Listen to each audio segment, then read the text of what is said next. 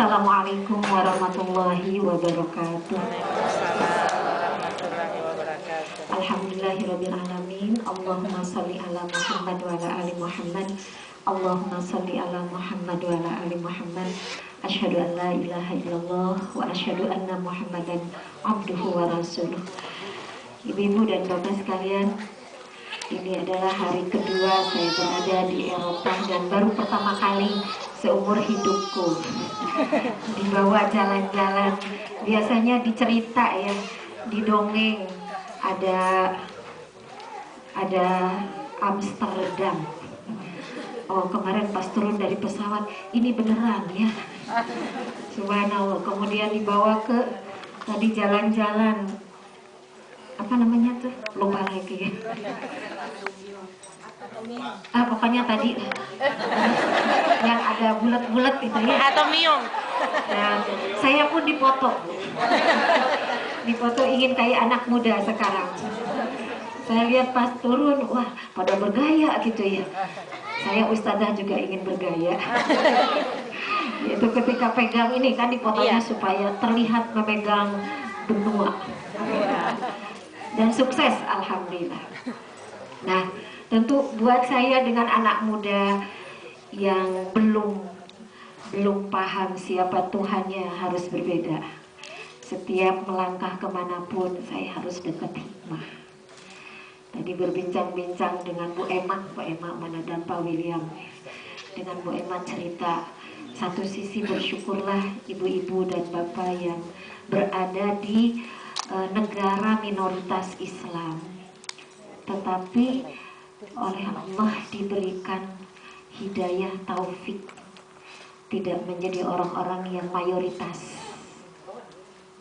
Saya cerita tadi di perjalanan sambil membayangkan bagaimana perjuangan Rasulullah Sallallahu Alaihi Wasallam. Jadi dulu Rasulullah Sallallahu Alaihi Wasallam awalnya sendiri juga. Rasulullah mendapatkan wahyu pertama kali keluar dari Gua Hiro, membawa pesan yang sangat berat. Pada saat itu adalah kaum yang sedang jahiliyah, yang tidak mengenal siapa Tuhannya. Ada yang sudah mengenal tapi sudah mulai pudar. Kemudian akhlak sudah merajalela di mana-mana. Itu sangat berat. Jadi sendirian.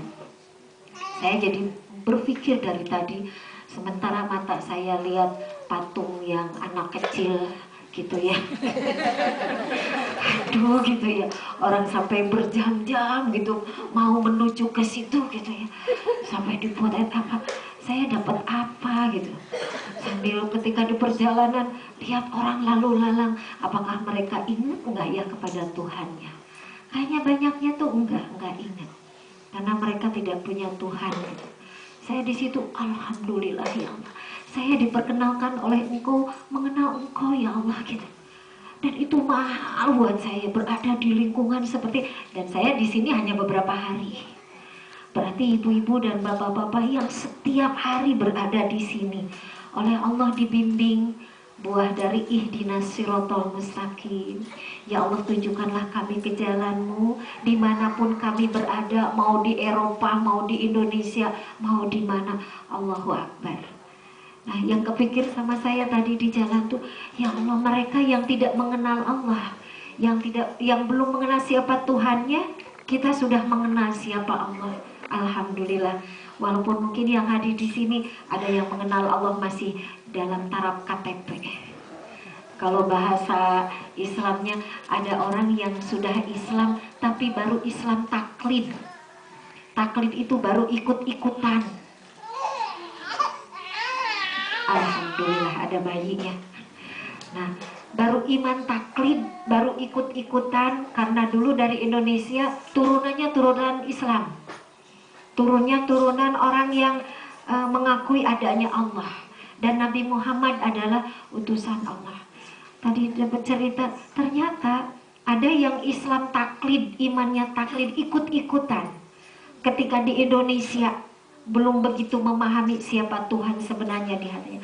Tapi ketika datang ke Belgia, ketika datang ke Amsterdam, ketika datang ke sini, ke Eropa, kok Allah menanamkan di hatinya lebih Kalau dari taklid itu lebih ke hakul yakin. Nah, sebelum hakul yakin itu ada ilmu yakin dulu. Dengan ilmu dulu datang ke sini, kok saya belajar agama, kenapa saya dapat keyakinan yang lebih mendalam, dapatnya di luar Indonesia. Itulah namanya Bismillahirrahmanirrahim. Dengan menyebut nama Allah, ternyata Allah tuh Maha Rahman, Allah tuh Maha Rahim. Maha Rahmannya Allah, Allah menghujamkan di hati seseorang yakin kepada Allah tuh bisa di negeri mana aja. Nah, mudah-mudahan ibu-ibu dan bapak, walaupun ibu-ibu dan bapak termasuk yang minoritas berada di negara Eropa ini, Allah yang menghujamkan di hati ibu dan bapak sehingga kita menjadi orang-orang terpilih. Terpilih apa? Ke depan seperti zaman Rasul dulu. Ibu yang banyak anaknya ya Bu ya. Biar apa? Anaknya dididik oleh ibu, dididik oleh bapak dengan Islam yang benar, iman yang kuat, ilmu agama yang komplit. Nanti anak ibu bisa dakwah kepada mereka yang belum mengenal Tuhannya. Setuju nggak Bu? Anaknya berapa teh? Buat sedikit. Tanggung ya Pak ya? Kalau banyak terdidik, soleh, soleha, kan itu jadi jalan dakwah. Disinilah dakwahnya, subhanallah. Kalau kami di sana di Indonesia sudah Islam 80%. Paling bagaimana lebih mendalam lagi, bukan taklid tadi imannya, tapi imannya lebih ke hakul yakin. Dia lebih ke yakin tuh, bener-bener yakin. Nah, kalau di Indonesia, kalau di sini kan dari yang awam sama sekali, yang mereka itu belum mengenal siapa Tuhannya. Ini sebuah harapan saja, dan itu bisa belajar siapapun bisa. Nah, ibu dan bapak sekalian, sebelum berpikir yang jauh, kita kan tidak bisa berenang kalau kita belum lancar berenang, ngajar orang lain berenang. Tiba-tiba ibu tuh ngajak punya anak 2, ngajak berenang. Nah, ayo kita berenang. Ayo, tapi ibu belum bisa berenang, baru tahu teorinya berenang. Kebayang nggak Bu? Wah, itu sungainya besar. Ibu langsung aja, ayo kita renang, ayo. Diajak, anaknya tenggelam, ibunya tenggelam. Si bapak sama juga tenggelam. Innalillahi, kan mati dua-duanya, ibu bapaknya mati. Nah, kita sebelum mengajak orang lain, kita harus bisa berenang dulu. Berenangnya supaya bagus sampai ke tujuan, berarti harus tahu ilmu berenang dulu. Belajar dari orang yang benar berenangnya sudah bisa.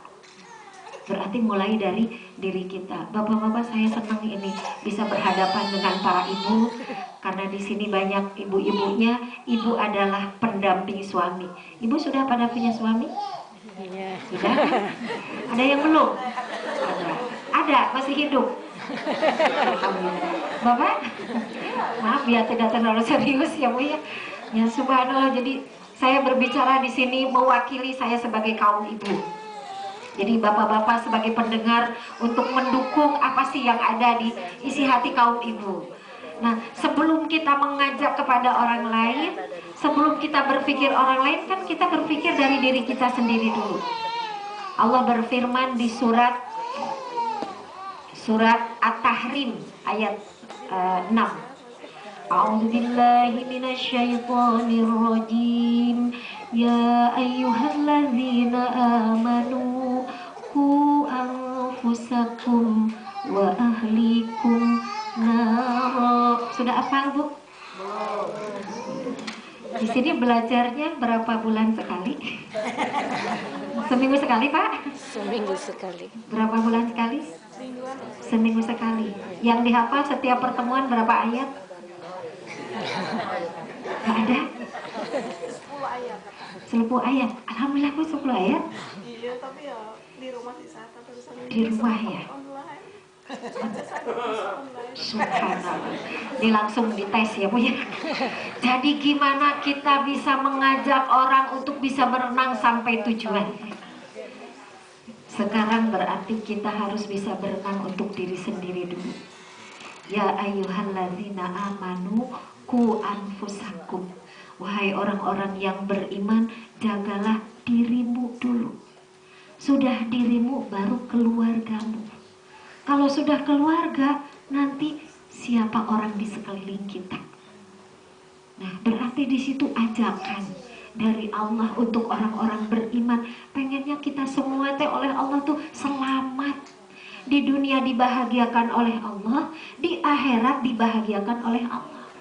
Saya dari tadi sejajalan ya Allah ya Rohim, makasih, gitu aja terus Bu. Mudah-mudahan saya dan anak-anak saya, dan saya bisa mengajak umatmu, bisa mengajak makhlukmu ya Allah, untuk jadi orang yang ku anfusakum wa ahlikum naro, yang terhindar dari siksa api neraka nanti di akhirat.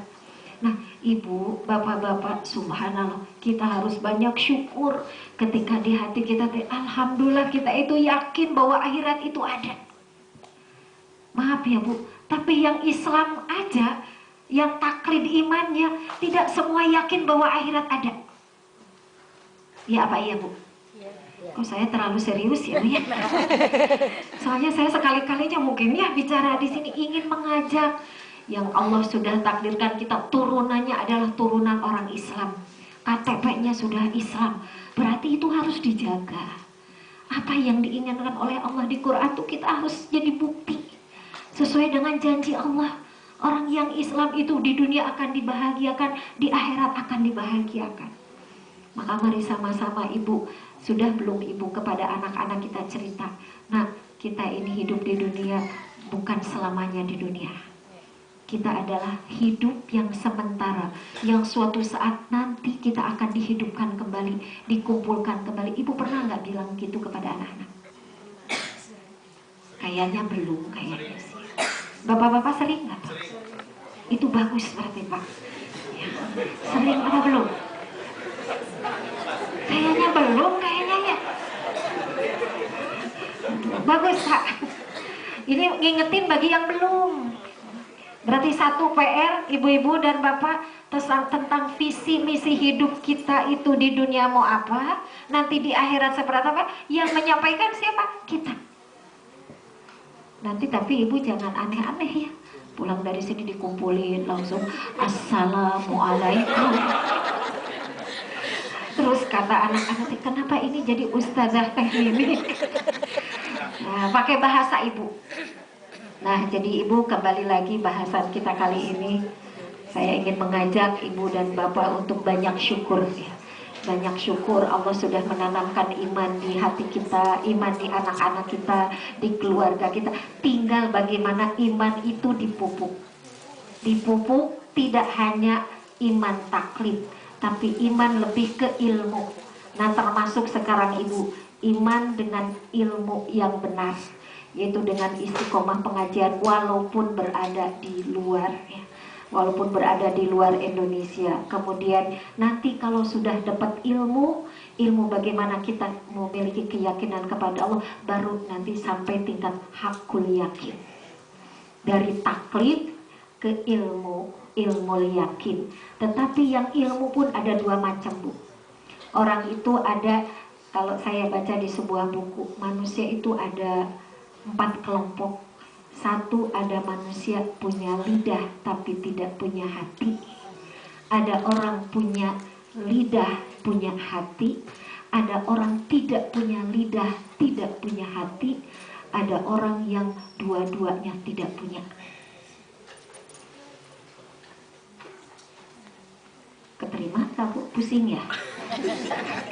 Siapa orang yang tidak punya hati, punya lidah? Dia punya ilmu tapi ilmunya tidak diamalkan.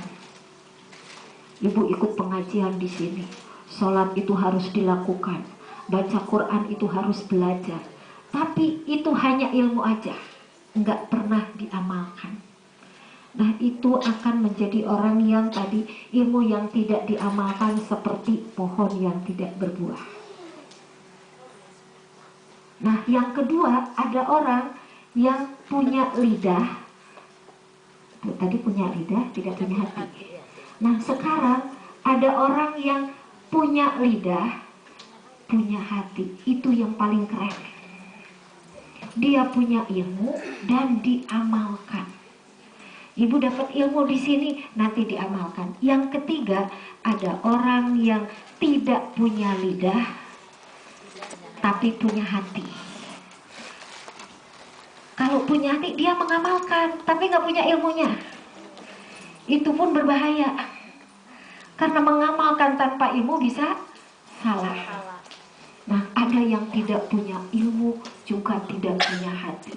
Udah jarang ke pengajian, nggak pernah ngamalkan. Itu mah udah apes. Siapakah orang yang akan bahagia tadi? Orang yang akan selamat. Ya ayyuhalladzina amanu qu anfusakum wa ahlikum nar. Itu orang yang diberikan ilmu dan dia mengamalkan. Nah, mudah-mudahan ibu dan bapak semua yang hadir di tempat ini pun termasuk orang-orang yang terus istiqomah mencari ilmu dan terus nanti pulang ke rumah masing-masing diamalkan ilmunya. Nah, jadi kembali lagi kita kepada bahasan awal. Judulnya apa?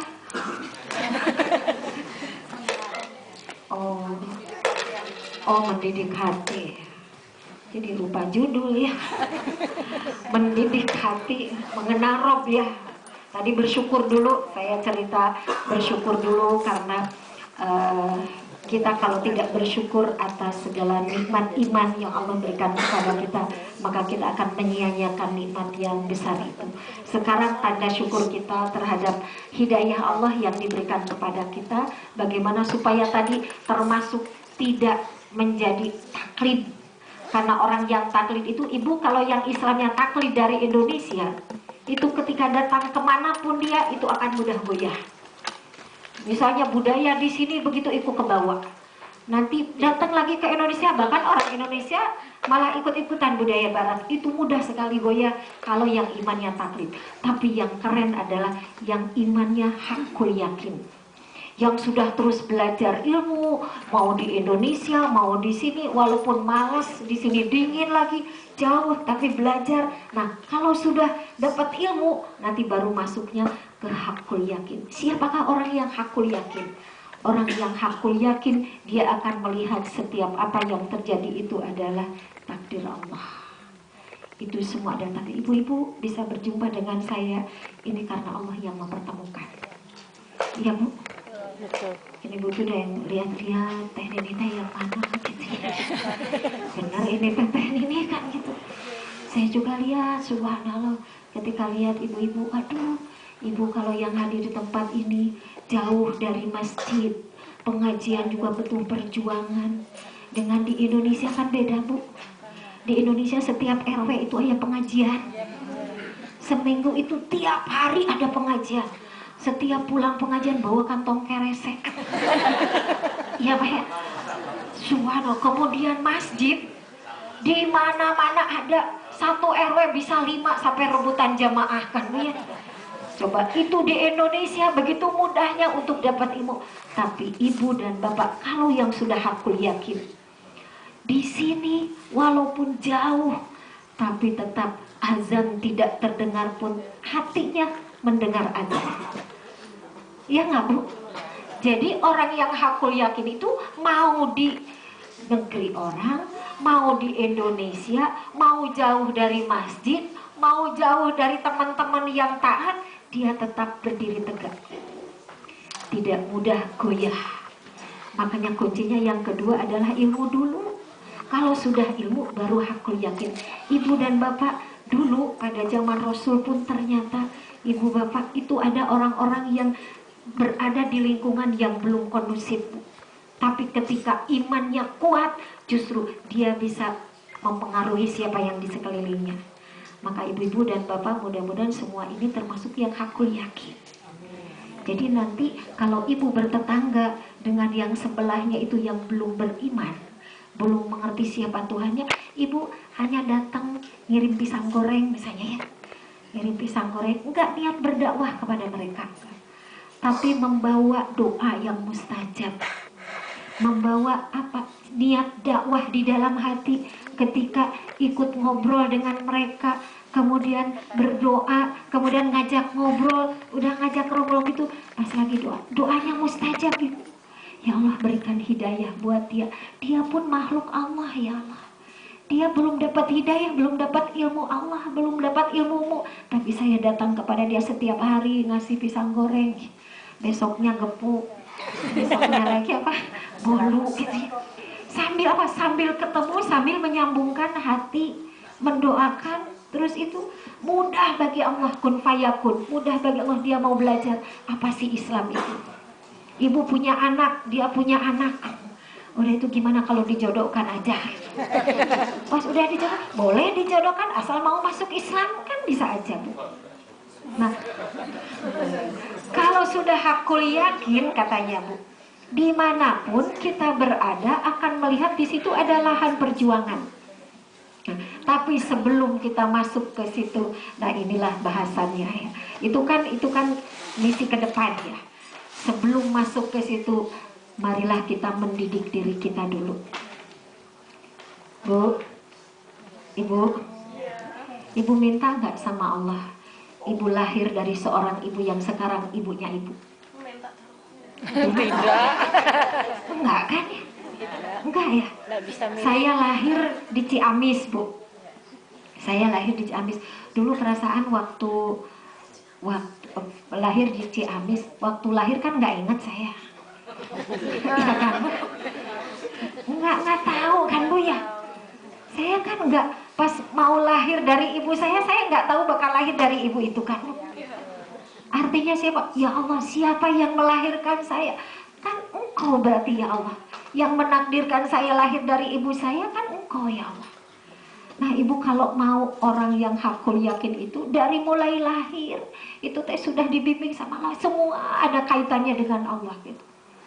Ibu sekarang siapa yang menakdirkan Ibu bisa hidup tuh di sini coba? Kan keren Ibu ya.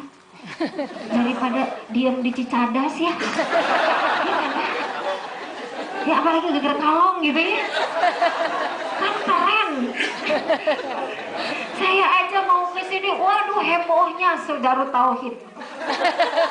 Ya kan, aduh teh ini mau itu ya, mau ke mana sih, mau ke Eropa, mending keren gitu ya. Karena cuman berkunjung kan, silaturahmi 12 hari. Wah, mau keluar negeri ya, selamat ya gitu.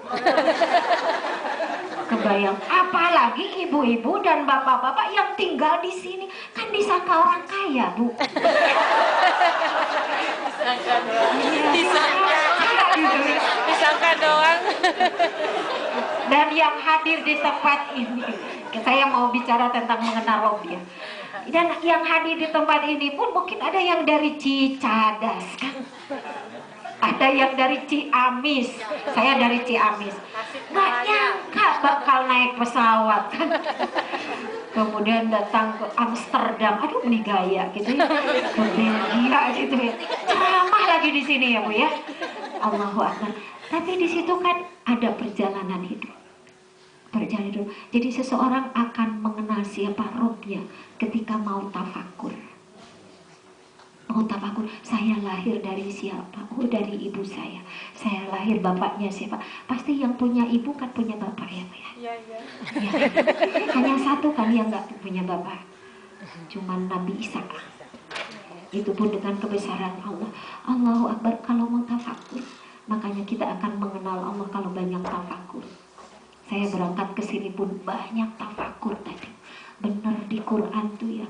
Berarti keliling dunia itu, keliling negara itu tafakur, membaca ikro. Ikro apa? Ikro ayat-ayat kauniyah dan ayat kauliyah. Ayat yang tertulis dan ayat yang langsung saya lihat. Ya Allah berarti benar. Di Quran itu Allah memberikan hidayah kepada siapa yang Allah kehendaki. Dan Allah menyesatkan seseorang siapa yang disesatkan oleh Allah. Tapi keadilan Allah bahwa orang yang mendapatkan hidayah, siapa yang kun fayakun Allah berikan hidayah, kasih hidayah. Yang tidak mencari, kalau Allah kasih hidayah, dikasih. Tapi siapa yang mencari pasti dikasih.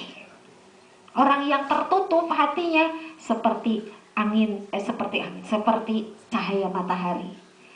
Cahaya matahari hidayah Allah akan diberikan kepada hamba-hambanya. Tapi ada yang membuka tirainya, ada yang tirainya ditutup jadi tidak masuk.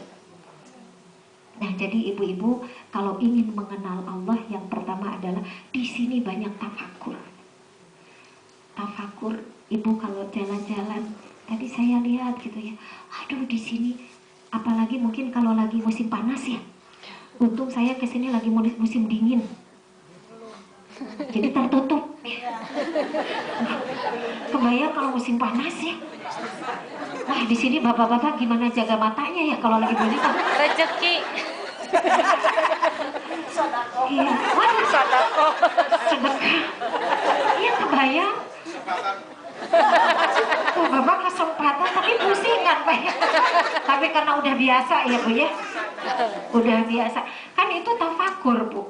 Tafakur untuk mengenal Rob. Makanya di sini, aduh ibu-ibu kalau mau tafakur terus lihat itu manusia yang beda-beda kan Bu ya. Saya dari Ciamis, dia dari Cicago gitu. Saya dari kampung, dia dari kota, ya Allah gitu. Tapi siapa yang paling mulia? Inna akromakum indallahi atqakum. Oh, orang yang paling mulia di antaramu hanya orang yang takwa. Alhamdulillah ya Allah, mudah-mudahan saya termasuk orang yang paling takwa kan gitu Bu. Ibu mau yang dari mana-mana sekarang berkumpul di sini, walaupun saya bagian ceramah belum tahu siapa yang paling mulia di hadapan Allah. Kan itu rahasia Allah ya Bu. Itu di Ciamis di sana ada seorang tukang pijit Bu. Tukang pijit pas lagi ketemu, saya kan orang nyebutnya penceramah ceritanya gitu ya.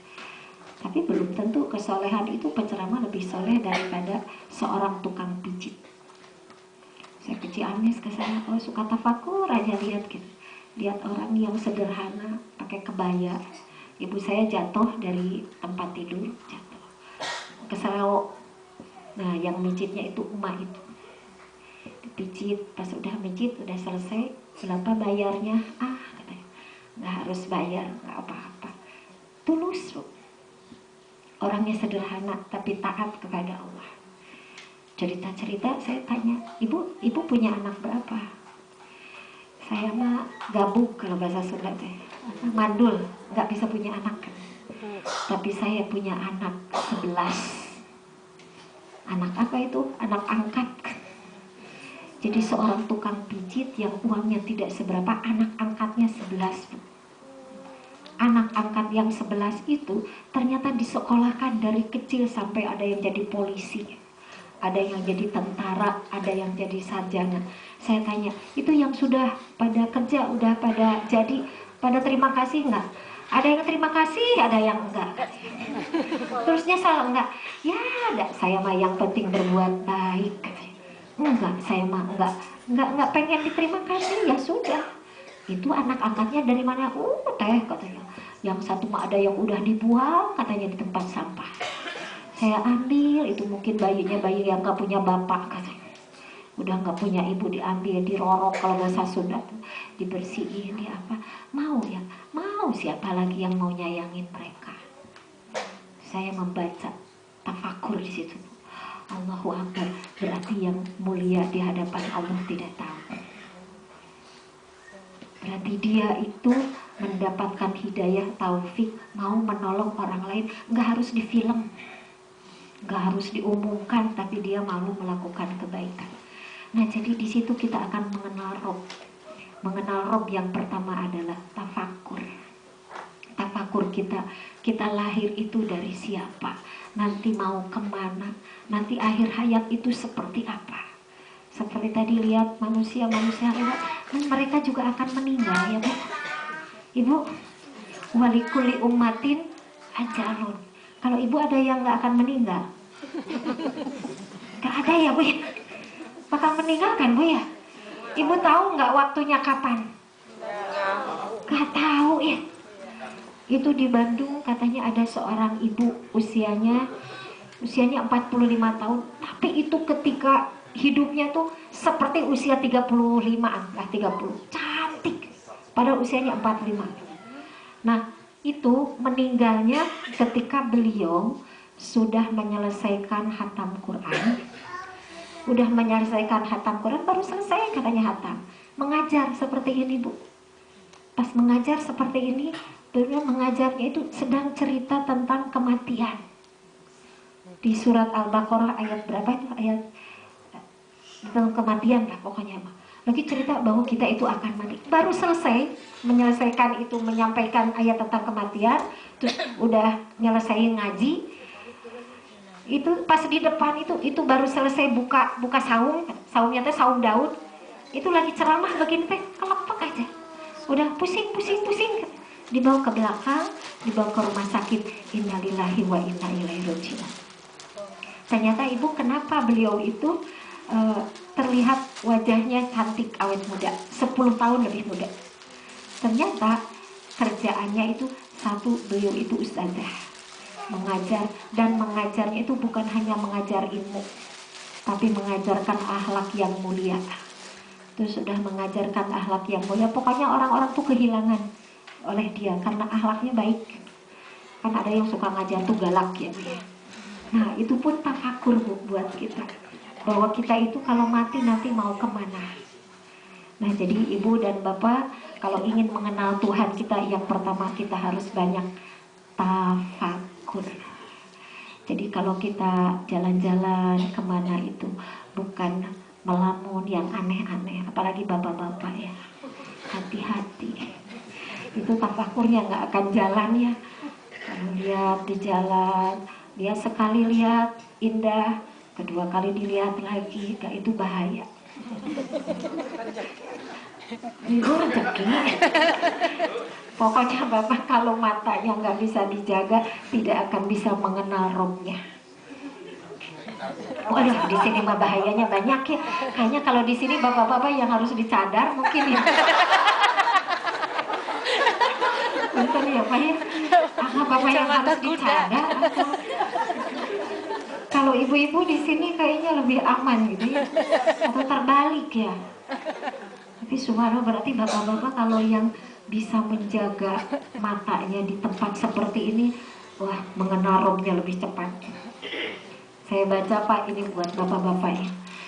Saya baca di sebuah buku, seseorang tidak akan merasakan nikmatnya ibadah kalau matanya tidak terjaga. Sama untuk ibu-ibu juga. Ibu-ibu, biasanya yang tidak bisa menjaga mata ibu-ibu atau bapak-bapak? Bapak. Ya, yang bilang katanya, ini tafakur ya Bu ya. Katanya Siti Zulaiha itu tertarik oleh Nabi Yusuf. Siti Zulaiha laki-laki perempuan Bu? Perempuan Bu. Zulaiha itu perempuan yang menggoda laki-laki. Astagfirullah. Jadi yang diuji itu, ini tafakur ya Bu ya, yang diuji itu bukan hanya laki-laki, perempuan juga. Pernah loh, itu di Bandung ada ceramah, penceramahnya itu ustadz cakep. Itu ibu-ibunya tuh karena ustadznya tuh cakep, jadi ngebayangin gimana kalau jadi suaminya. Yo, jangan pengalaman itu ya. Jadi dia itu kalau pulang ke rumah itu cerita ke itunya, ke suaminya, kamu teh gimana harusnya kayak ustadz itu katanya. Udah cakep, baik, padahal belum tahu aslinya kan. Itu benar-benar ada itu, bukan agim ya, bukan agim, ini ada gitu ya. Ini saya harus jujur ya.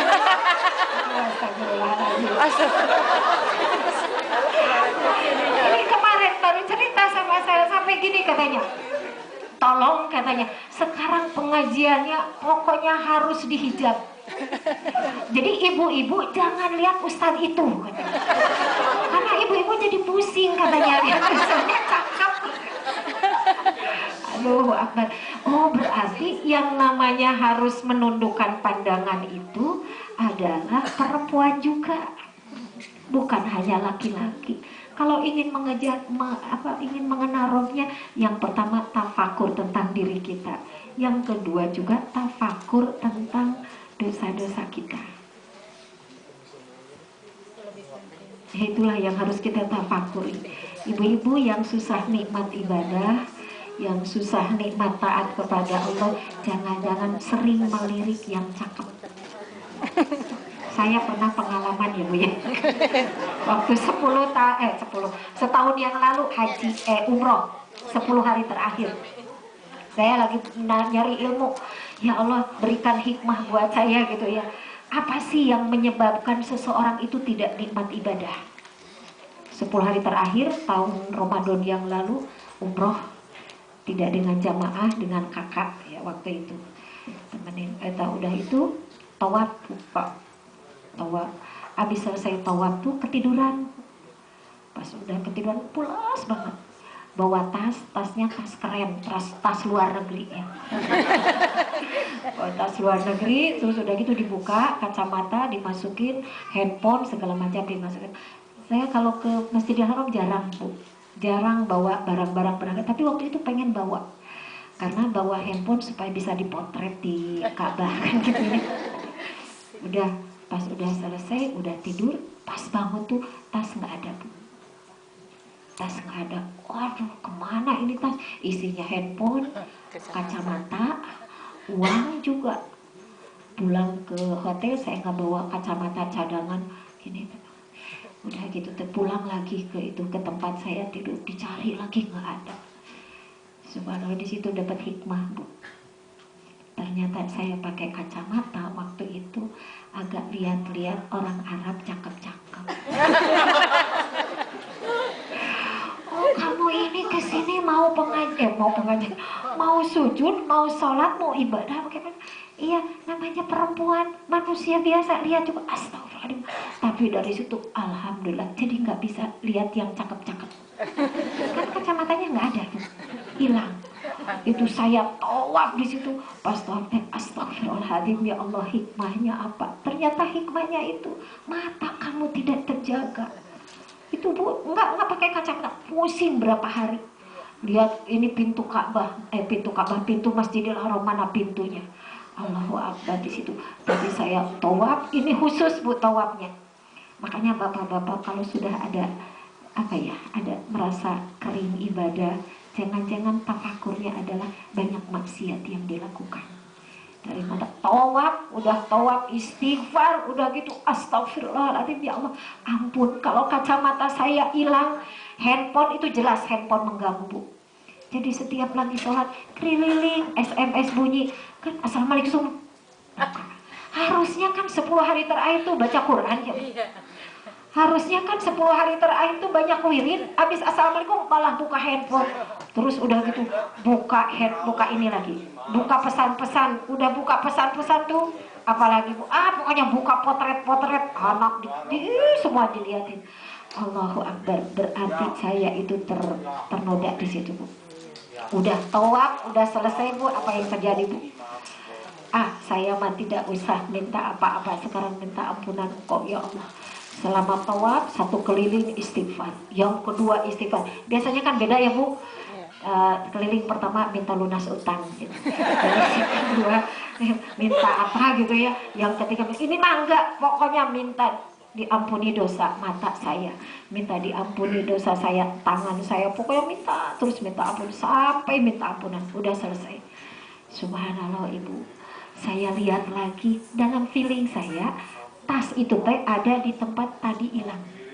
Balik lagi ke situ, mana ya? Ternyata tuh bener Bu, nggak ada. Benar-benar nggak ada Bu. Kok kenapa saya sudah tobat tetap nggak ada? Mata saya udah dijaga gitu ya Allah, kenapa? Oh, terlalu pede di sini. Merasa sudah diampuni dosa saya gitu Bu. Merasa saya tuh udah bersih, udah baik gitu ya. Udah nangis-nangis, oh berarti harus istighfar lagi Bu. Istighfar lagi, udah pulanglah ke hotel. Datang ke hotel, subhanallah habis sahur, udah ada telepon dari Indonesia. Teteh, ada yang menemukan tas. Subhanallah, tas, ya ada teh. Itu udah basah katanya dari tempat sampah.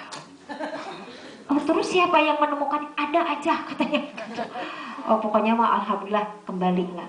Pas dia dibuka, yang pertama kali saya cari adalah kacamata. Alhamdulillah Bu, kacamatanya ada. Alhamdulillah, handphonenya tidak ada. Nah, terus yang ketiga, uang ada. Alhamdulillah. uang masih utuh karena rupiah, nggak ngerti mungkin ya namanya. Subhanallah Bu. Itu saya mikir pakai kacamata, ya Allah engkau teh maha baik. Kita itu tafakur Bu. Tafakur dari apa? Dari dosa yang saya lakukan, saya kembalikan kepada Allah, saya harus kembali kepada Allah. Sami ditafakur ketika Allah memberikan penyelesaian. Kacamata dikasihin, ya Allah saya minta ampun dengan mata ini kalau pernah melihat yang buruk, yang tidak boleh saya lihat. Tapi saya bertanggung jawab ketika sudah pakai kacamata lagi, saya harus dipakai untuk ngaji. Kalau lihat yang cakep cukup sekali aja. Setelah itu tundukkan kepala lagi, tundukkan mata lagi. Ya Allah, alhamdulillah itu Bu. Dari situ peringatan bisi hilang deh. Untung yang hilang itu kacamata ya Bu. Coba kalau yang hilang mata. Untung ya Bu ya. Untung yang hilang handphone bisa beli lagi. Tapi itu sejak handphone hilang jadi bisa menghatamkan Quran. Bisa baca Quran, bisa zikir apa. Karena apa? Enggak harus kotak-kotak. Karena memang kalau sudah di sana udah tinggal 10 hari. Subhanallah, itulah cara Allah tadi. Untuk mengenal Allah. Yang kedua ternyata adalah taubat. Tadi satu kan tafakur ya. Yang kedua itu kalau ada dosa, ada kesalahan, segeralah untuk melakukan taubat. Taubat artinya kembali ke jalan yang benar. Jadi ibu dan bapak, saya dapat pelajaran bahwa Nabi Yunus kenapa ada di dalam perut ikan. Nabi Yunus berada di dalam perut ikan karena marah kepada umatnya tidak mau patuh. Dia marah, pergilah ke sebuah tempat, oleh Allah ditegur, dimasukkan ke dalam perut ikan supaya ada kesadaran. Kamu harus sabar, mungkin gitulah bahasanya. Kamu harus sabar menghadapi orang-orang yang belum mendapatkan hidayah.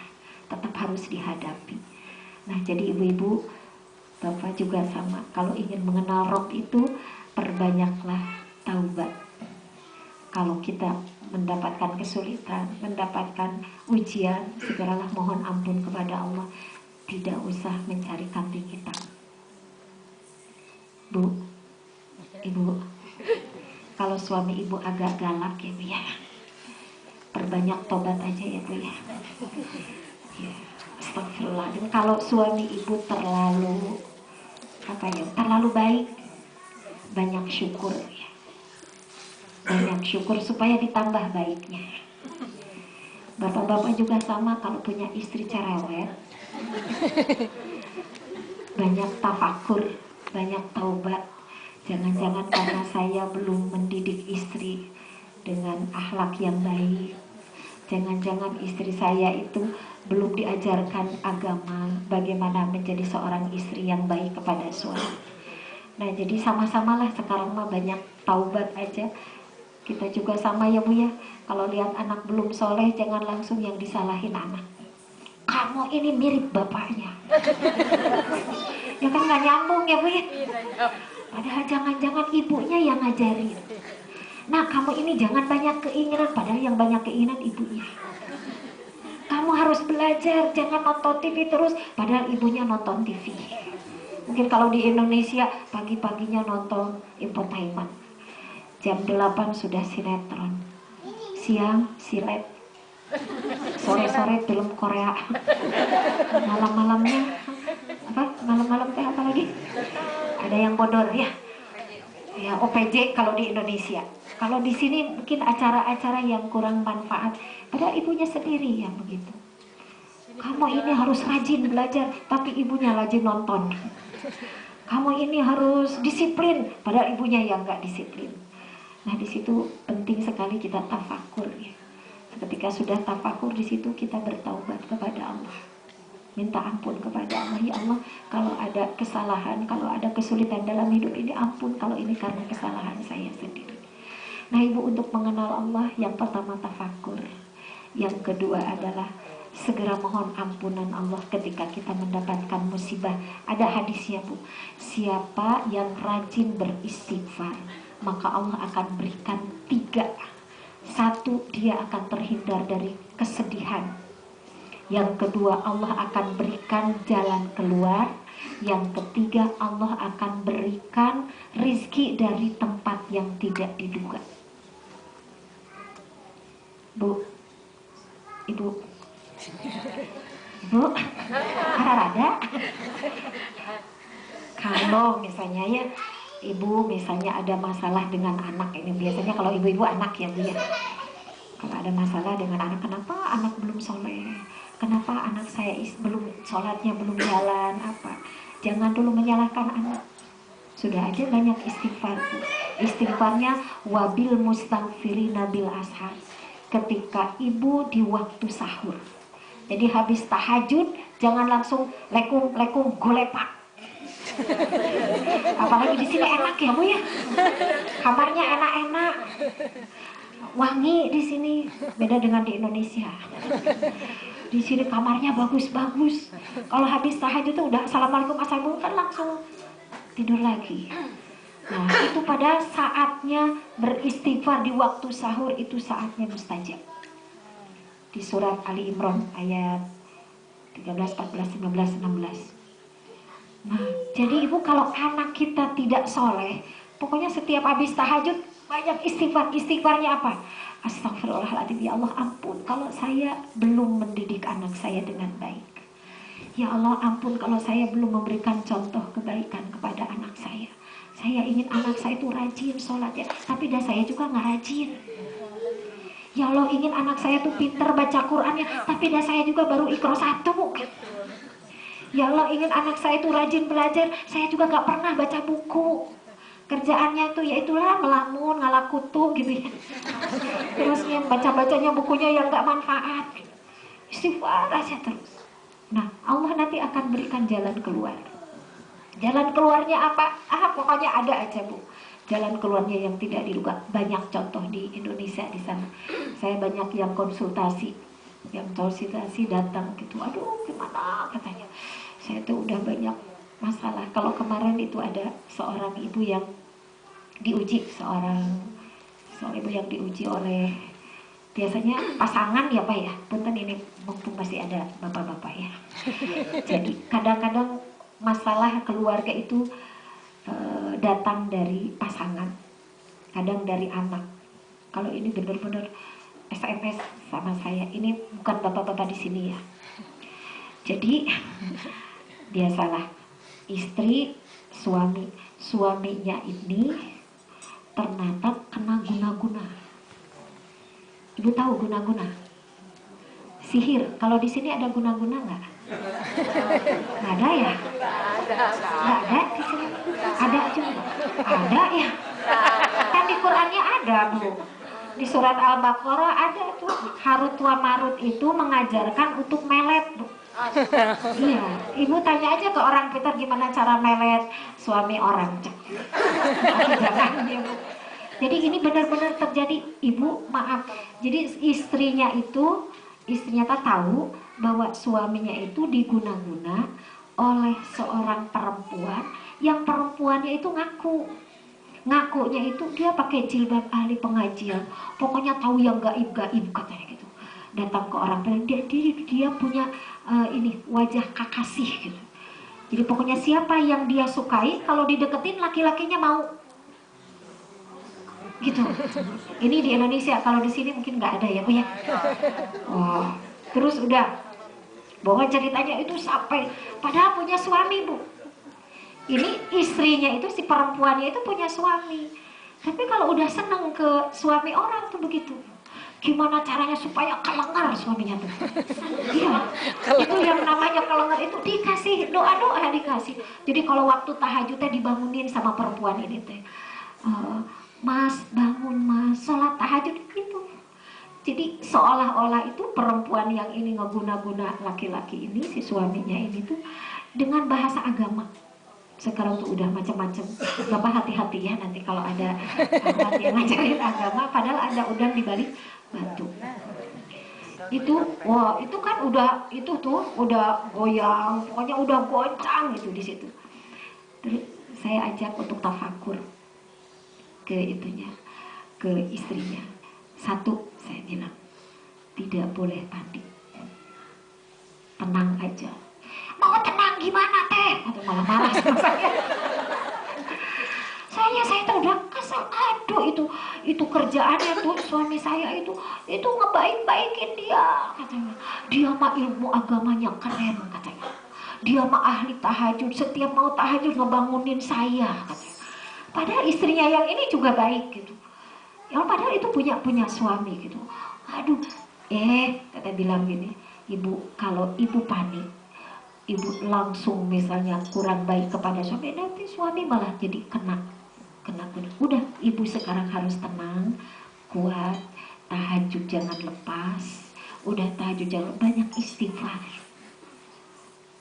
Ibu sekarang suka BBM-an sama saya. Setiap dipoto BB-nya teh lagi mesra sama suaminya. Alhamdulillah teh ketarik lagi katanya sama saya. Sekarang ditariknya dengan apa? Dengan guna-guna lagi enggak? Tidak.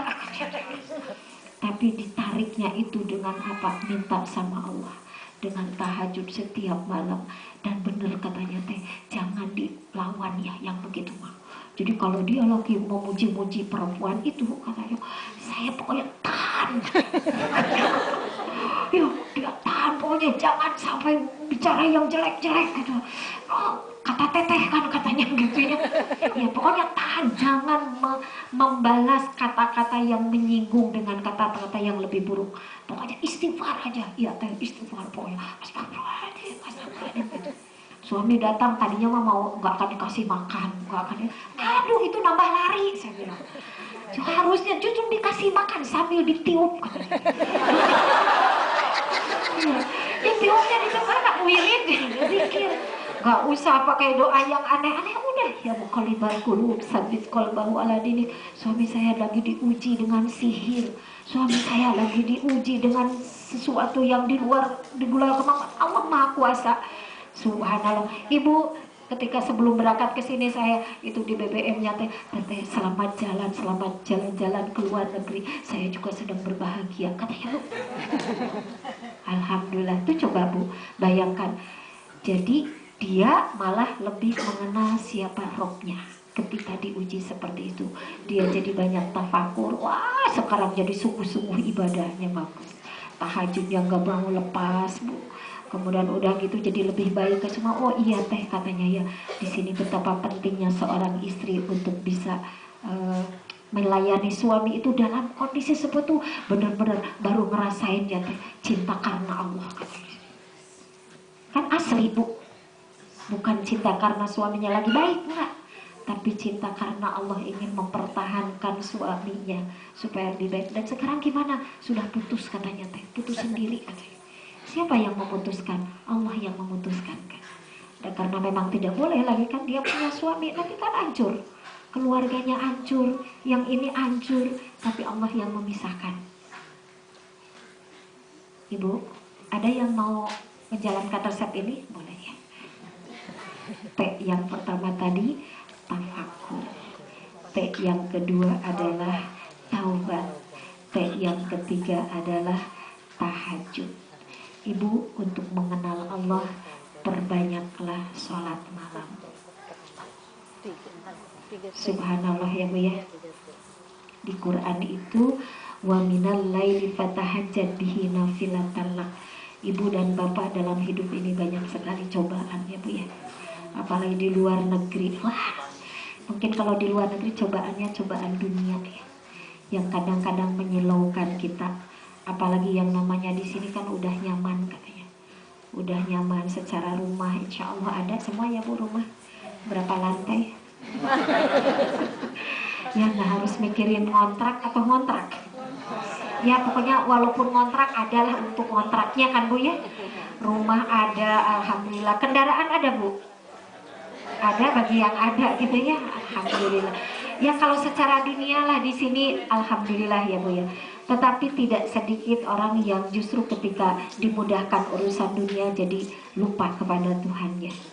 Nah maka dari itu kita perlu jiwa ruh yang kuat. Ruh yang kuat itu adalah dengan tahajud tadi. Wa minal laili fatahajjad bihi nafilatan lak. Ibu-ibu dan bapak, di saat tahajud itu kita sudah paham, tinggal prakteknya sekarang. Itu Allah turun ke bumi mencari siapa hambaku yang mohon ampunan, pasti aku akan ampuni. Siapa yang berdoa pasti aku kabulkan. Doa di situ ibu dan bapak bukan hanya minta rumah lunas, bukan. Bukan hanya minta anak kita jadi insinyur, bukan. Bukan hanya minta anak kita tuh sukses belajarnya, bukan itu. Tapi ketika sepertiga malam terakhir minta diistiqomahkan kita dalam iman, itu pasti dikabul oleh Allah. Ya Allah, saya berada di negeri orang yang ujiannya berat, jauh dari masjid, jauh dari teman yang mengingatkan, jauh sana sini. Tapi Engkau Maha Pengingat bagiku. Tolong ya Allah, istiqomahkan saya dalam iman, istiqomahkan saya dalam taat. Ibu yang di luar negeri di sini yang sudah pakai jilbab, sekali-kali ingin dibukakan nggak ada yang lihat, Bu. Biar kelihatan seperti wanita orang bule gitu misalnya, ya Bu. Pengen rambutnya dipirang-pirangin, hidungnya agak dimancung-mancungin. Tapi kan itu godaan ada, Bu, di sini. Tapi ketika minta sama Allah di sepertiga malam, minta dibimbing, ya Allah, jangan saya mudah tergelincir dalam kondisi apapun. Dikabul sama Allah. Ibu mendoakan di sepertiga malam terakhir. Saya punya anak di sini yang di Jerman ya, jauh. Kalau di rumah sholat subuh, sholat tahajud digedor-gedor kan pintunya. Di sini nggak bisa kan, Bu? Saya nggak bisa gedor-gedor. Saya nggak bisa ngebangunin sholat subuh tepat waktu. Nggak bisa ngajak anak saya harus ke masjid, pada maghrib harus ngaji Quran. Saya harus dengerin, saya harus ngebetulin, ngingetin. Jauh. Cuman bisanya apa, Bu, Pak? Saya bisanya nitipin sama Allah aja. Ya Allah, ya Rahman, saya titipkan kepadamu anak saya di sepertiga malam terakhir. Engkau maha gitu, maha pelindung, maha pengawas. Saya ibunya nggak bisa mengawasi anak. Subhanallah, Ibu. Saya pikir anak yang di luar negeri itu paling apa ya, paling ancur kan, Bu ya? Kan gitu kita mikirnya, Bu. Udah jauh dari ibu apa, tapi kalau yakin bahwa doa di sepertiga malam terakhir itu akan diijabah oleh Allah. Ibu pernah pas saya ulang tahun, bukan ulang tahun, milad gitu. Saya milad, saya pikir tuh anak-anak yang di rumah gitu akan memberikan selamat gitu. Ya biasalah, selamat. Ternyata ibu bapak di luar dugaan. Yang saya pikir anak yang jauh, yang gak terlihat, yang enggak saya didik gitu langsung gitu, dia akan bahasanya itu bahasa yang umum aja, happy birthday gitu. Ibu ternyata enggak, ngirim BBM. Subhanallah, saya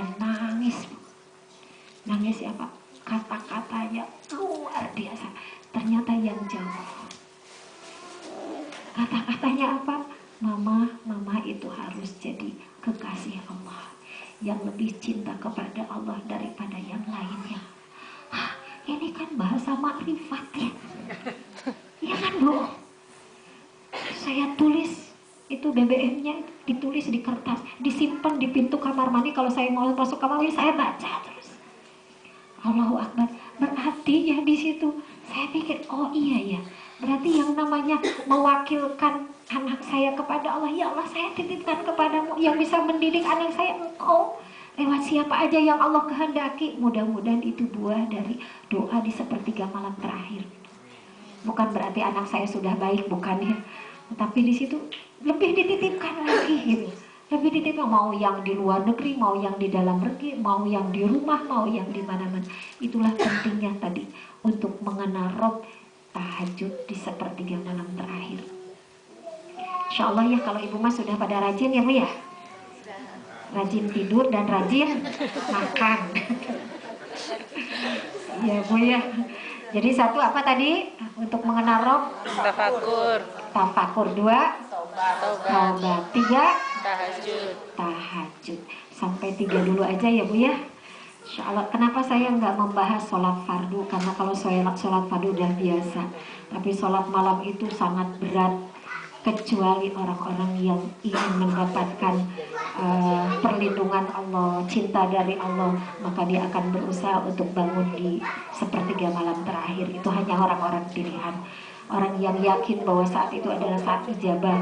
Tentu kita ijabah di situ doa yang bukan hanya menginginkan dunia ya, tapi kita menginginkan anak kita menjadi ahli surga, Kita memiliki suami, suami memiliki istri yang dibimbing Allah, semuanya satu visi, satu misi, bisa sama-sama ketemu Allah nanti di surganya Allah. Ibu minta nanti bukan hanya minta lunas utang, bukan hanya minta rumah yang bagus, tapi minta rumah di surganya Allah, seperti yang ada di surat Ar-Ra'd ayat 23. Orang-orang yang beriman, seorang istri yang beriman, yang soleh, dia akan berdampingan nanti dengan suami yang soleh. Subhanallah Bu. Dan anak-anak yang soleh-soleh semua. Kemudian kakek nenek semua sampai ke atas itu akan bersamaan nanti. Dan nanti ke bawah juga anak cucu semua. Tapi syaratnya satu, soleh. Kalau ada yang satu aja nggak soleh, itu tidak akan dibangunkan, dia akan terpisah. Jadi Ibu sekarang bagaimana, Bapak juga termasuk saya juga berusaha semaksimal mungkin gitu. Ketika kita sudah mengenal Rob kita, mulai dari diri kita, bukan hanya untuk diri kita, tapi untuk anak-anak kita. Nanti siapa anak-anak kita yang masih belum mengenal Robnya, kita yang bagian ngajak, yang bagian mengajari, bagian mendoakan. Kalau sudah itu, nanti baru kita meluas ke siapa orang yang di sekeliling kita. Subhanallah ibu-ibu dan bapak. Hari ini tadi sebelumnya ada yasinannya 40 harinya saudara kita. Yang akan datang siapa yang akan dibacakan yasin? Mungkin kita. Jadi mumpung ada kesempatan, mumpung ada waktu, kita jangan sampai terlambat untuk mengajak anak kita mulai dari diri kita. Mendoakan anak kita, mendoakan pasangan kita, bapak mendoakan istri, istri mendoakan suami, seperti yang diminta di Quran. Rabbana hablana min azwajina wa dzurriyyatina qurrata a'yun. Ya Allah, ya Tuhan kami, karuniakan kepada kami pasangan yang menjadi qurrata a'yun, anak-anak yang menjadi qurrata a'yun. Itulah anak-anak yang taat, yang penuh iman kepada Allah. Suami, nenek, kakek, semua keluarga besar kami menjadi orang yang taat kepadamu, yang takut kepadamu. Itu kita minta di sepertiga malam terakhir.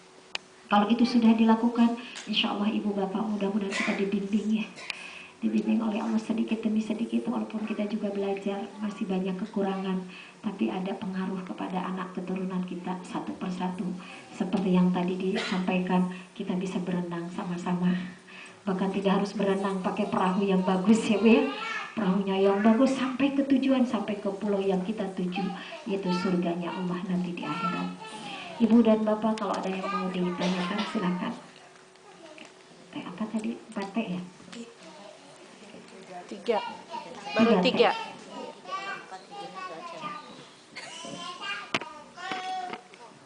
Kelihatannya tidak ada yang nanya ya? Ada. Atau yang ibu yang lain silahkan yang menanyakan dulu. Ya. Saya berlanjut. Mau maju ke depan? Assalamualaikum warahmatullahi wabarakatuh. Jangan. Waalaikumsalam.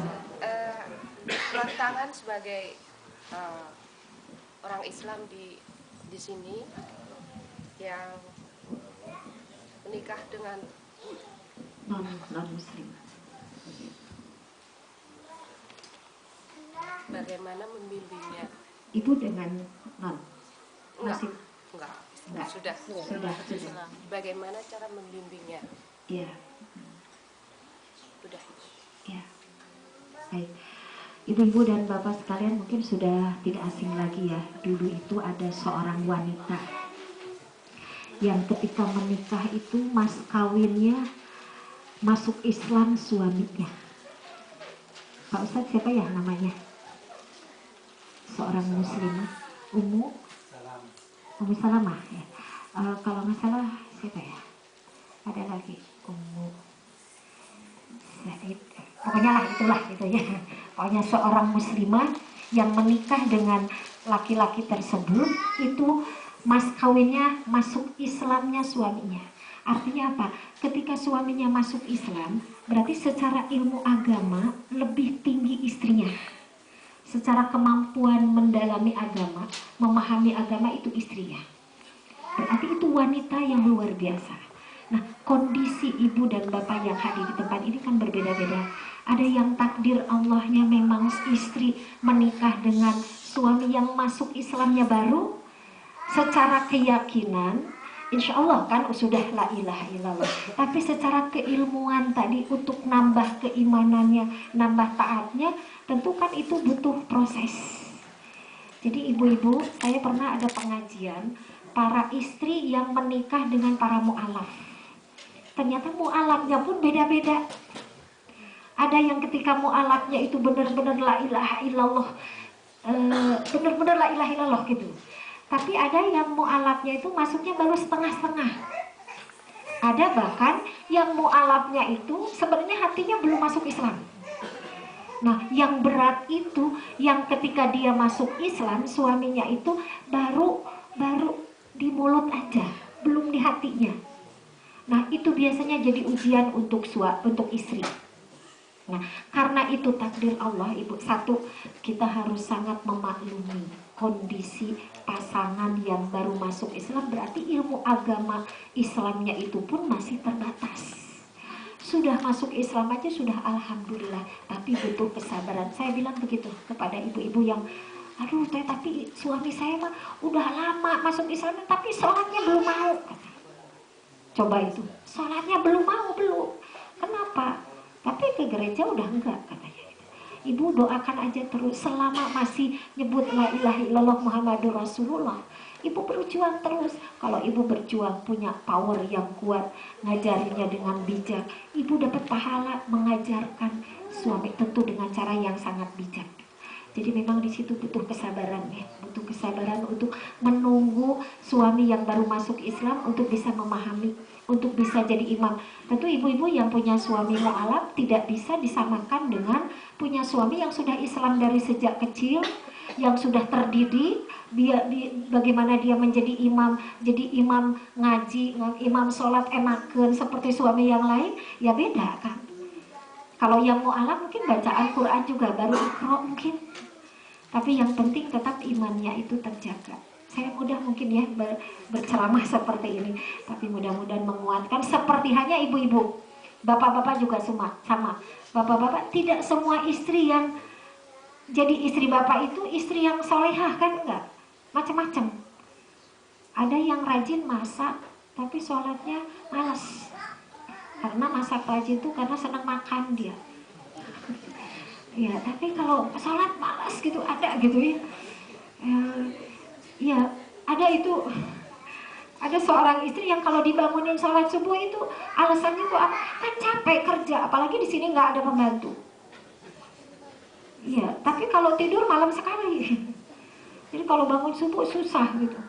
Nah itu ujian buat bapak-bapak. Bahwa tidak semua istri sudah taat patuh. Para istri pun sama. Tidak semua para suami bisa memimpin keluarga. Dia jadi imam sholat, dia jadi imam keluarga, semua jadi itu enggak. Jadi di sini mah tadi kalau dibuka di surat Ar-Ra'd, untuk menjadikan rumah kita jadi orang soleh, anak kita soleh, suami soleh, ternyata satu kuncinya butuh kesabaran.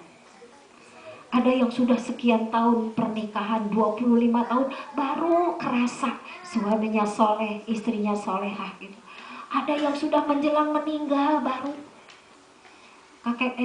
suaminya tuh udah kakek-kakek gitu ya, udah mau sakaratul maut gitu ya. Padahal sebelumnya tuh galak gitu suaminya tuh. Tapi ketika mau sakaratul maut sehari lagi, minta maaf ya. Dia minta maaf udah mau mati lagi ya Bu. Karena masih alhamdulillah Bu. Ada yang istrinya dibalik gitu, istrinya udah mau meninggal baru gitu dia baik gitu. Sholatnya bagus karena itu hidayahnya datangnya pas akhir. Jadi buat kita mah sebuah proses aja Bu. Jadi butuh kesabaran di situ. Sabar itu bukan berarti diam, bukan. Sabar itu terus berikhtiar. Artinya itu mungkin tadi tambahan teh yang keempat ya. Tawakal. Tawakal.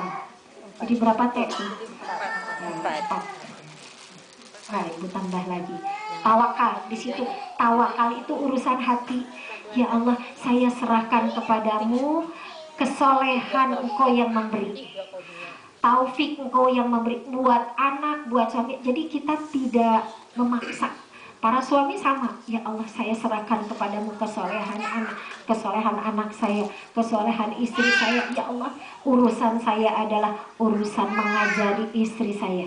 urusan saya adalah mengajari anak saya, urusan saya adalah memberi masukan dengan bijak untuk suami saya, kasih buku, kasih kaset, kasih apa, pokoknya ya Allah saya karena Engkau ya Allah, karena Engkau yang memberikan hidayah. Ibu dan Bapak coba dibuka nanti di surat Al-Qasas ayat 56.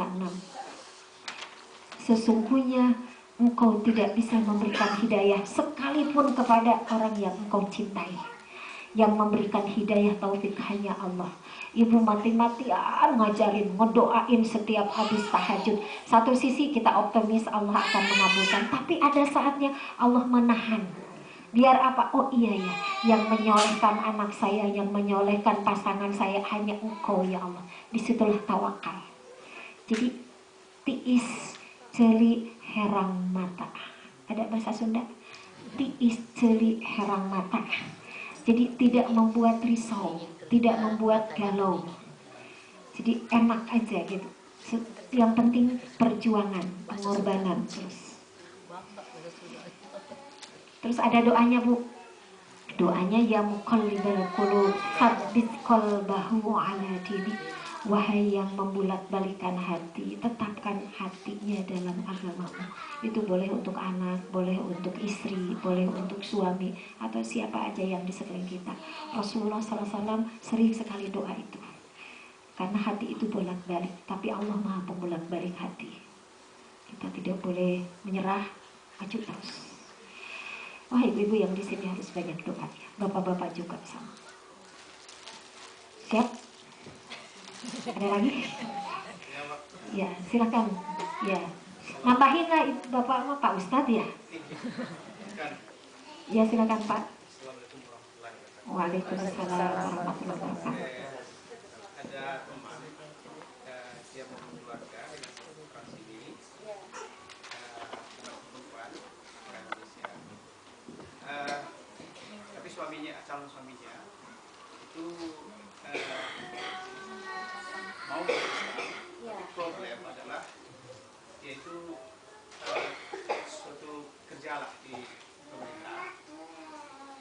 Dia masih tersangkut cerai dengan istrinya. Jadi dia boleh nikah, tapi tidak nikah secara pemerintah. Tapi dia kalau nikah dengan ini berarti poligami, boleh karena dia belum cerai. Nah dia kan harus masuk Islam, dia mau masuk Islam, tapi problemnya adalah dia harus disunat. Disunat dulu ya? Iya, disunat. Kalau disunat ketahuan kan nanti di asuransi. Di Indonesia sunat lah. Nah ini masalahnya. Yang perempuan belum bisa kan balik ke Indonesia ya. Jadi masalahnya di situ. Apakah sunat cuma masuk wajib? Karena ini kan menghalangi sesuatu yang baik. Bagaimana pendapatnya? Gimana, ada ahli fikih nggak di sini? Pak Ustadz, ahli fikih. Boleh nikah belum disunat? Boleh ya, nanti sudah nikah baru disunat ya. Kan namanya juga sunat ya. Sama kok itu. Ya itu kan sunat ya. Kalau nikahnya kan wajib. Nikahnya aja sunatnya sunat gitu. Ya, sudah menikah nanti baru disunat boleh. Kalau masalah poligami ya tadi ya. Di sini nggak boleh poligami. Oh di sini nggak boleh poligami. Oh, berarti ibu-ibu alhamdulillah. Sudah boleh. Itu di sini nggak boleh. Dan ibu-ibu berarti tenang ya Bu ya. Nggak usah dibahas. Ya silakan. Ada lagi?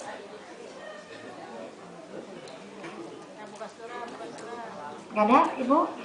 Kalau ibu-ibu biasanya curhatnya rahasia biasanya. Karena tidak mau diketahui depan umum, takut jadi gibah ya. Tahu gibah itu aib ya, menceritakan aib, tidak boleh menceritakan aib. Nanti rahasia aja ya. Ya. Ya, saya sendiri ada pertanyaan berhubungan dengan takaful, yaitu bahwa lagi dibalik ya. Jadi termasuk adalah menjaga pandangan. Terus pertanyaan saya, sedangkan di Islam wanita tidak dilarang bekerja. Mungkin Teteh bisa menjelaskan batas-batas koridor yang ditetapkan di dalam Islam atau syariat untuk wanita yang sesuai dengan agama bahwa dia tetap bekerja, tapi koridornya itu sampai sejauh mana? Ya, terima kasih. Ibu-ibu pada kerja ini? Iya, ya. Ada setengah 50% mungkin kerja. Jadi ada, kalau bahasa Quran itu ada hijab. Hijab itu ada hijab lahir, ada hijab batin. Ada orang yang berhijab lahirnya, tapi batinnya tidak berhijab. Ada yang lahirnya tidak berhijab, hatinya berhijab. Yang bagus itu yang bagaimana? Yang lahirnya berhijab, batinnya pun berhijab.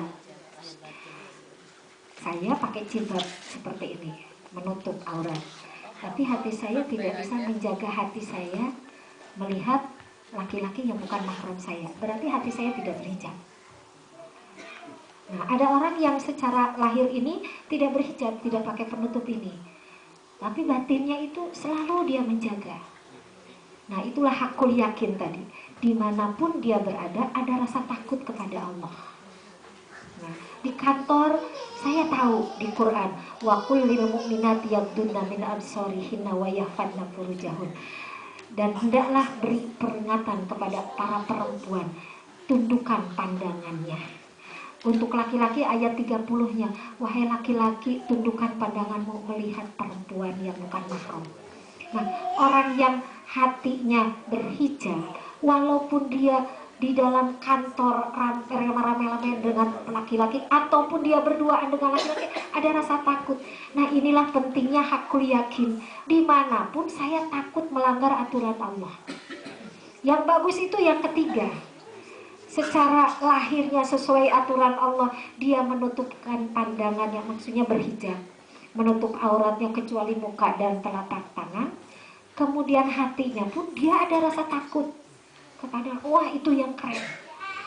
Bapak-bapak sama, kalau bapak-bapak sekarang lihat di kantor ada yang lebih cantik dari istrinya. Itu urusan kantor aja, urusan kerja. Nggak ada pengen colak-colek, nggak ada pengen main mata sampai titik-titik lah gitu ya. Itu yang berarti bapak akan diangkat seperti Nabi Yusuf. Peluang untuk tergelincir ada, tapi menundukkan pandangan, nggak mau, ini bukan hak saya nih. Nah, bapak bisa menundukkan pandangan, hadiahnya apa? Nabi Yusuf ketika mampu mengendalikan nafsunya, karena aku takut kepada Allah. Padahal Zulaiha itu cantik, Neng Zulaiha itu, Neng Zulaiha itu cantik, Zulaiha gitu ya.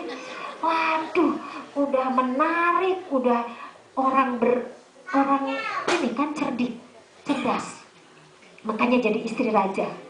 Wah, rayuannya kayak gimana, tapi Yusuf bilangnya aku takut kepada Allah. Yang terjadi apa? Karena Nabi Yusuf bisa mengendalikan nafsunya, diangkat oleh Allah, diangkat jadi apa? Jadi raja Mesir. Dan ketika jadi raja Mesir pun nafsunya tetap dijaga. Saya jadi raja bukan untuk menikmati harta yang banyak, tapi tetap di situ adalah karunia Allah, lebih takut kepada Allah. Jadi bapak-bapak kalau ingin uangnya banyak, ingin diangkat derajatnya oleh Allah, sudah jadi seperti Nabi Yusuf. Walaupun di sekelilingnya itu bapak-bapak di tempat kerja ada yang cantik, cantiknya seperti Cleopatra gitu ya. Saya takut kepada Allah, wah nanti diangkat oleh Allah. Di dunia diangkat, dunianya dikasih. Di akhirat lebih diangkat lagi, karena tidak mudah. Saya berani bicara kepada bapak-bapak ibu ya, sama ibu-ibu juga sama bu. Makanya mau ibu mau bapak yang tadi saya ceritakan.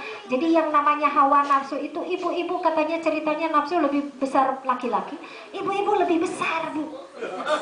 Iya loh bu. Cuma perempuan itu bisa mengendalikan karena ada tugas anak. Kalau laki-laki beda, lebih berat untuk bisa mengendalikannya. Makanya laki-laki yang bisa mengendalikan nafsunya nanti bisa setingkat di bawah Nabi. Iya, di bawah Nabi itu kekasih Allah kan. Saking bisa mengendalikan nafsu. Kalau masih bisa mengubah nafsu, jangan berharap nikmat ibadah. Ini nakut-nakutin bapak-bapak gitu ya. Yang nanti pulang dari sini langsung pada nundukkan pandangan sebenarnya. Padahal aduh di sini teh. Allahu Akbar. Ya. Ini kita sama-sama tadi tafakur ya Bu ya. Jadi memang untuk mengendalikan hawa nafsu itu tidak mudah.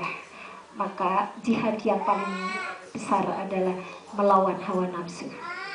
Ya karena sekarang jihadnya sudah tidak harus angkat senjata, tetapi kita jihad terhadap diri kita sendiri. Mau ibu-ibu, mau bapak-bapak sama. Itu teh? Ya, masih ada. Ya silakan. Ya, di sini kan ada banyak pelajar Indonesia juga. Ya. Nah, sebagian pelajar itu ada yang harus berpisah dengan keluarganya. Iya. Ya, entah itu suami yang ada di sini atau entah itu istri yang ada di sini. Kadang berpisahnya sebulan, 3 bulan, bahkan bisa setahun atau 2 tahun ya sampai selesai studi. Nah, itu bagaimana menjaga diri masing-masing dan kemudian bagaimana Yang berpisah siapa? Anak dengan enggak, memang suami istri. Suaminya Sebulan bisa di aja. sini, bisa sebulan, bisa 3 bulan, bisa setahun, bisa 2 tahun. Oh, jadi gimana caranya gitu ya? Dan termasuk doanya ya Saling ya. Oh, bapak-bapak kalau berpisah dengan istri senang atau sedih sih? Tergantung situasi, Pak. Aduh, bagus banget ya ini pertanyaannya, bagus. Nah, ya, tuh bapak-bapak senang katanya kalau berpisah dengan istri. Ya, jadi ini belajar dari Rasulullah SAW dulu. Rasul itu kalau perang, kalau pergi jauh itu dibawa istrinya. Karena istrinya banyak jadi diundi. Kalau bapak-bapak nggak usah diundi ya, karena cuma satu istrinya. Jadi diundi untuk apa? Untuk menjaga hawa nafsu tadi. Nah sekarang bagaimana kalau ibu bapak misalnya berpisah? Ya berpisah. Nah kalau berpisah tidak mungkin bersama, berarti itu dua-duanya diuji oleh Allah. Ya, diuji apa? Untuk bisa mengendalikan hawa nafsu di situ. Apakah bisa enggak gitu? Ketika di situ ada rasa takut, jangan sampai tergelincir. Mohon maaf ya Bu, mungkin kalau cerita rahasia, kan namanya hubungan suami istri kalau secara nafsu yang halal gitu, kan jarak jauh juga bisa. Tapi kadang-kadang nafsu itu nggak puas, tetap ingin yang ada di situ sehingga bisa tergelincir. Nah itu kembali lagi masing-masing punya komitmen rasa takut kepada Allah apa tidak. Semakin lemah rasa takut berarti bisa tergelincir dengan berpisahnya suami istri. Nah untuk masing-masing pasangan makanya itu pentingnya doa untuk menguatkan. Ibu pernah ada sebuah kisah nyata ini Bu. Nah, jadi kisah nyata seorang suami ini pergi ke luar negeri Bu. Pergi ke luar negeri tugas kerja. Pas di tempat kerjanya itu ternyata biasa semua bos-bos itu yang pergi ke luar negeri, yang namanya di luar negeri itu disiapkan perempuan-perempuan. Jadi, nah itu mah udah bukan rahasia kan Bu. Kalau kayak para pejabat gitu kan di hotelnya itu udah disiapkan perempuan sesuai kelasnya. Kelas ini lah udah kelas ini. Tapi ada seorang istri yang tahu bahwa suaminya itu disiapkan di kantornya itu, di hotelnya itu perempuan-perempuan nakal seperti itu. Tapi subhanallah istrinya itu punya kekuatan gitu. Jadi setiap malam itu istrinya tuh terus tahajudnya nggak pernah lepas dan menitipkan suaminya kepada Allah. Ya Allah titip suami saya ya Allah, setiap suaminya berangkat. Makanya ibu kalau suaminya pergi, ibu banyak doa. Nah ini doanya ya. Jadi ini kisah nyata gitu ya. Terus itu ketika suatu malam katanya, nah itu dimasukkan perempuan ke hotel itu. Pas masukin ke hotel itu, pokoknya udah dengan segala cara lah, si istrinya memang sudah disiapkan. Pas itu suaminya lihat wanita itu seperti melihat hantu. Ya benar-benar itu. Judul kayak wah, takut. Jadi suaminya itu lihat perempuan nakal itu seperti lihat hantu. Ketakutan itu. Dan benar-benar itu si perempuannya juga ketakutan.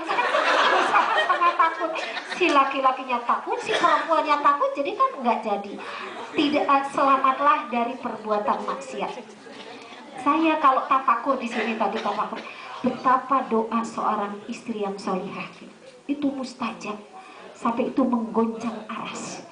Tapi kuncinya solihah. Nah gitu. Jadi sekarang mah ibu-ibu nggak usah ditiup pakai orang pinter. Doa itu kan nebus. Itu lebih dari SMS, lebih dari BB. Tapi itu kan Allah yang maha. Doanya mustajab, doanya sampai. Doanya apa? Ya doanya minta diistiqomahkan, jaga ya Allah suami saya, gitu kan. Bapak-bapak sama. Dan sekarang mah yang tergelincir itu bisa istri, bisa suami. Itu ada kisah nyata di Bandung. Seorang wanita berpisah dengan suaminya yang sama itu. Suaminya dia luar negeri, 2 tahun nggak pulang-pulang suaminya. Nah kan kesepian tuh istrinya itu. Dan wanita juga sama punya nafsu bu. Kok jadi cerita nafsu ya? Ini soalnya cocok kayaknya untuk yang di luar negeri ya. Nah jadi si istrinya ini, dia buka internet. Ketemulah, kenalan dengan laki-laki bule. Nah, jadi si istrinya ini sedang kesepian, si laki-lakinya juga sama-sama sedang kesepian. Itulah kenalan by internet. Oh, di situ setan kan? Duaan walaupun lewat internet bisa jatuh cinta. Ibu, itu si istri udah jatuh cinta sama si laki-laki bule. Si laki-laki bulenya juga jatuh cinta kepada si wanita ini. Janjian mau pulang ke Indonesia, bukan pulang, mau nengok, mau ketemuan dengan perempuan ini. Maaf ya bu, itu wanita berjilbab bu. Dan itu ahli pengajian juga. Namanya kalau lagi setan masuk, mau masuk. Iya, di situ lagi imannya lagi nggak ada. Karena awalnya pemicunya adalah kesepian 2 tahun tidak ketemu suaminya. Nah, udah janjian mau ketemuan di sebuah tempat apa? Pokoknya jam sekian malamnya udah kebayang lah, udah ketemu. Apa yang terjadi bu? Suaminya yang 2 tahun berpisah itu pun mau pulang ke Indonesia. Mau ketemu istri. Suaminya nggak tahu apa-apa.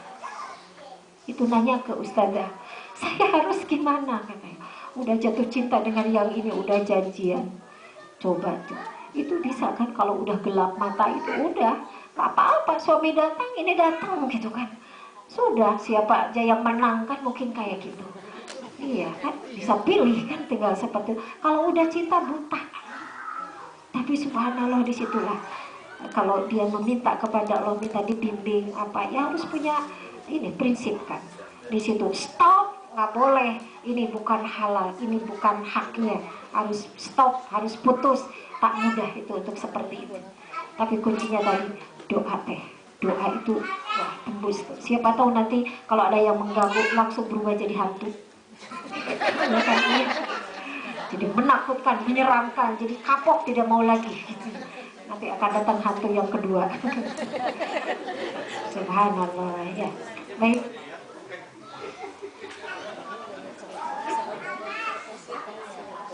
Sudah ya, sudah kelihatannya kebanyakan bu ya. Ibu nomor 1 apa? Lupa lagi ya. Tafakur. Yang kedua? Taubat. Ketiga? Tahajud. Keempat? Tawakal. Semua ada zikirnya. Kalau yang tafakur nggak usah lah ya. Yang kedua tuh taubat. Taubat yang bagus itu adalah doa istighfar, sayyidul istighfar. Allahumma anta rabbi la ilaha illa anta khalaqtani. Ibu harus hafal itu. Allahumma anta rabbi. Nanti ke ustazah yang di sini ada namanya sayyidul istighfar. Itu sayyidnya istighfar. Allahumma anta rabbi la ilaha illa anta khalaqtani wa ana abduka wa ana ala ahdika wa wa'dika mastata'tu. Ya, dan selanjutnya. Kalau itu belum hafal, udah ada istighfar. Ibu dikasih PR sama saya dari Rasul ya. PR-nya adalah setiap habis tahajud 100 kali. Astagfirullahaladzim. Tapi istighfarnya jangan basa-basi ya. Astagfirullahaladzim, astagfirullahaladzim, astagfirullahaladzim, astagfirullahaladzim. Kalau itu nggak mempan, kayak ibu minta maaf kepada orang tua, ibu saya minta maaf, minta maaf, minta maaf, minta maaf sampai 100 kali. Tapi kalau maafin saya ya, gitu kan. Istighfarnya 100 kali PR-nya. Terus istighfar yang bagus adalah istighfarnya Nabi Yunus. La ilaha illa anta subhanaka inni kuntu minaz zalimin. Itu berapa kali aja. Nanti coba ibu rasakan. Ketika ada masalah akan tenang, akan diberikan jalan keluar dari tempat yang tidak diduga. Terus yang ketiga apa tadi? Tafakur, tahajud ya. Tahajud yang terakhir tawakal. Tawakal itu zikirnya. Barang siapa yang membaca itu, ibu yang membaca itu akan dicukupi oleh Allah urusan dunia akhiratnya. Hadisnya ada 7 kali sehari. Apa? Hasbiyallahu la ilaha illa huwa alaihi tawakkaltu wa huwa rabbul arsyil azim. 7 kali. Tapi benar-benar penuh kepasrahan. Hasbiyallah, cukuplah bagiku engkau ya Allah.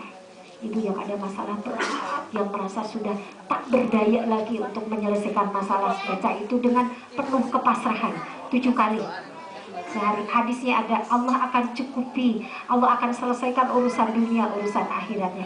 Itu surat At-Taubah ayat terakhir. Surat At-Taubah ayat terakhir. Hasbiyallahu la ilaha illa huwa alaihi tawakkaltu wa huwa rabbul arsyil azim. Hasbiyallahu la ilaha illa huwa alaihi tawakkaltu wa huwa rabbul arsyil azim. Insyaallah ibu baca itu dengan penuh kepasrahan, ibu akan tenang, ibu akan rileks, tidak penuh dengan kegalauan. Kalau udah tenang, pikiran tenang, nanti penyelesaian makin terbuka. Insyaallah. Ya ibu, biar ada oleh-oleh.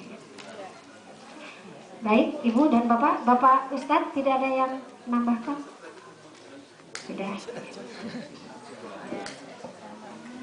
Terima kasih banyak kepada Teteh yang telah memberikan tausiahnya. Semoga yang diberikan dapat kita praktekkan di dalam kehidupan sehari-hari, dan sampai di rumah kita akan merenungkan bagaimana tausiah dan kita bisa melaksanakan sebaik-baiknya, yaitu 4T. Pertama tafakur, kedua taubat, yaitu dengan memperbanyak istighfar, ketiga adalah tahajud, dan yang keempat adalah tawakal. Semoga Allah selalu menunjukkan jalan lurus kepada kita semua. Amin amin ya robbal alamin.